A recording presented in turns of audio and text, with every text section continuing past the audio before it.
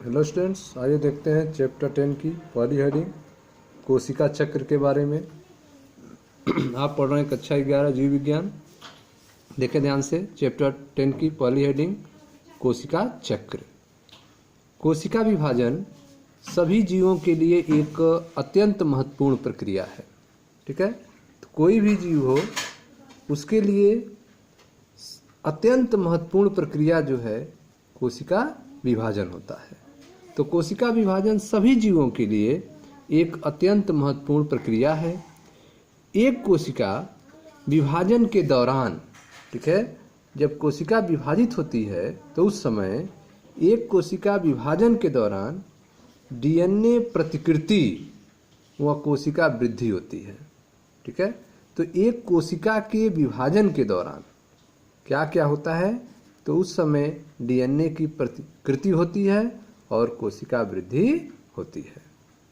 ये सभी प्रक्रियाएं जैसे कि कोशिका विभाजन, डीएनए प्रतिकृति और कोशिका वृद्धि एक दूसरे के साथ समायोजित होकर इस प्रकार संपन्न होती हैं कि कोशिका विभाजन सही होता है। वह संतत कोशिकाओं में इनकी पैतृक कोशिकाओं वाला जीनोम होता है। ठीक है, तो ये जो भी प्रक्रियाएं आपको बताई गई, जैसे कोशिका विभाजन, डीएनए प्रतिकृति, कोशिका वृद्धि, यह सारी प्रक्रियाएं एक दूसरे के साथ समायोजित होकर इस प्रकार संपन्न होती हैं कि कोशिका विभाजन सही होता है और संतत कोशिकाओं में इनकी पैतृक कोशिकाओं वाला जीनोम होता है। ठीक है, परिभाषा कैसे देंगे कोशिका चक्र का? घटनाओं का यह अनुक्रम जिसमें कोशिका अपने जीनोम का द्विगुणन व अन्य घटकों का संश्लेषण तत्पश्चात विभाजित होकर दो नई संतत कोशिकाओं का निर्माण करती है, इसे कोशिका चक्र कहते हैं।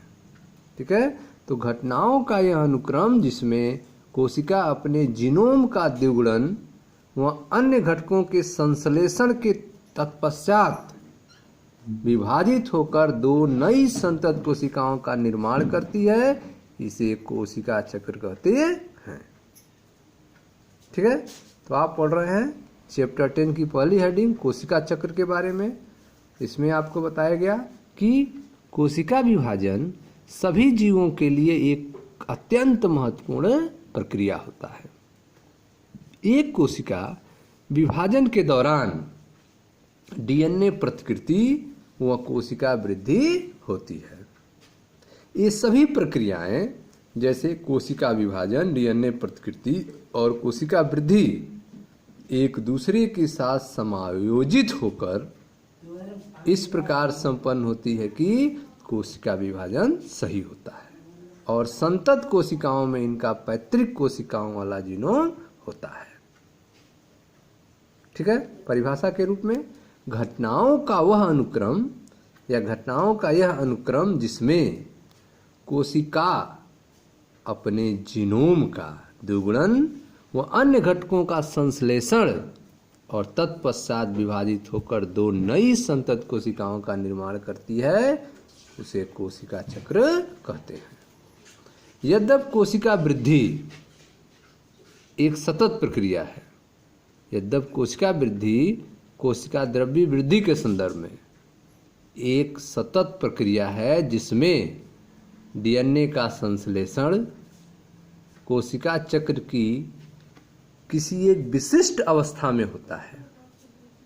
ठीक है, कोशिका वृद्धि जो है वह एक सतत प्रक्रिया है जिसमें डीएनए का संश्लेषण कोशिका चक्र की एक विशिष्ट अवस्था में होता है। कोशिका विभाजन के दौरान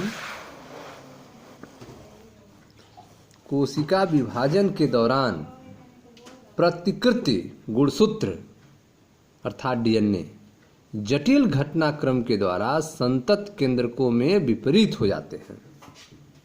ठीक है, कोशिका विभाजन के दौरान प्रतिकृति गुणसूत्र जटिल घटनाक्रम के द्वारा संतत केंद्रकों में विपरीत हो जाते हैं। ये सारी घटनाएं आनुवांशिक नियंत्रण के अंतर्गत होती हैं।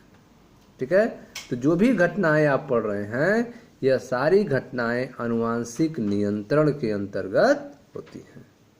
कोशिका विभाजन के दौरान प्रतिकृति गुणसूत्र जटिल घटनाक्रम के द्वारा संतत केंद्रकों में वितरित हो जाते हैं। ये सारी घटनाएं आनुवांशिक नियंत्रण के अंतर्गत होती हैं। ठीक है, तो यह था कोशिका चक्र के बारे में। Thank you.